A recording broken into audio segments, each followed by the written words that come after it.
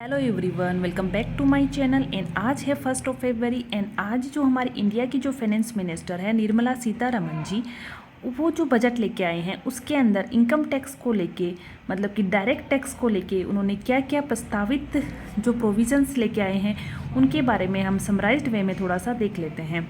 तो फर्स्ट है जो कि डीडी के अंदर, ये देखो डायरेक्ट टैक्स के अंदर रिबेट से रिलेटेड जो है हमारी जो सेक्शन है इनकम टैक्स की, सेक्शन 87A, उसके अंदर आपने ये देखा कि पहले जो एसएससी, ये ध्यान रखना, जो रेजिडेंट एसएससी है जिसकी total income up to 5 lakh होती थी तो उसको टैक्स नहीं देना पड़ता था, उसको रिबेट मिलती थी तो उस पर टैक्स नहीं देता था। देन उस अमाउंट को, उस लिमिट को, 5 लाख की जो लिमिट है उसको बढ़ा के मैडम ने कितना कर दिया है, 7 लाख तक कर दिया है। सो हुर्रे, 7 लाख तक हो चुका है ना रिबेट, ठीक है।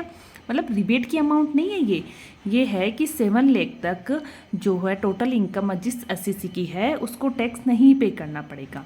देन सेकंड क्या है, सेकंड जो हमारी टैक्स की जो स्लैब रेट है, जैसे पहले हुआ करता था तो मैं आपसे क्या बोल रही थी कि पहले जो स्लैब रेट हुआ करती थी वो ये हुआ करती थी कि 250 जिसकी टोटल इनकम हुआ करती थी 2,50,000 तक, तो वहाँ पे टैक्स रेट नील होती थी। देन 250 से ज़्यादा एंड 5 लाख तक जिसकी टोटल इनकम हो वहाँ पे उसकी टैक्स की जो रेट होती है 5%। देन 5 लाख से ज़्यादा एंड 10 लाख तक हो तो 20, देन मोर देन 10 लाख हो देन 30। ओके, तो अब जो न्यू स्लेव रेट है उसमें ये देखो उन्होंने पूरा चेंज कर दिया। उसमें जो बेसिक एग्जम्पशन जो लिमिट है वो उन्होंने 2,50,000 से बढ़ा के उन्होंने 3 लाख तक कर दी।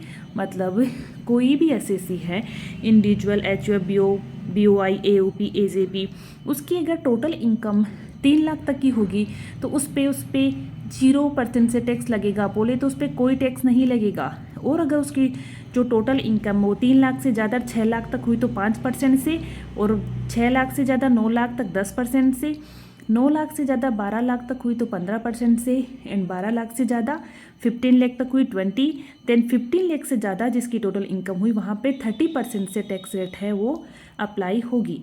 थर्ड जो उन्होंने प्रस्ताव रखा है वो ये है कि जो सैलरीड पर्सन है या पेंशनर जो है उनमें ये होता है कि मतलब कि 9 लाख तक की इनकम है, उसमें अभी ये बोला है कि 9 लाख तक की जिसकी इनकम हुई ना वहाँ पे उनको सिर्फ जो टैक्स है वो 45,000 तक ही पे करना पड़ेगा। अब उन्होंने ये बोला है तो मैंने ऐसा किया, जैसे कि एक बात बताओ, जैसे बेसिक एग्जम्पशन लिमिट तो उन्होंने वैसे ही 250 से 3 लाख कर दी तो 3 लाख पे तो नील लगेगा।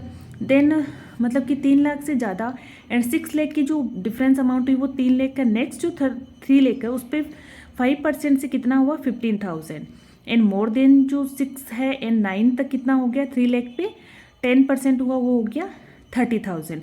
देन टोटल हमारा टैक्स की अमाउंट कितनी होगी 45,000। सो 9 लाख की जो इनकम होगी सैलरीड पर्सन की या पेंशनर की, उनको टैक्स की जो अमाउंट पे करनी पड़ेगी वो करनी पड़ेगी 45,000 ओनली।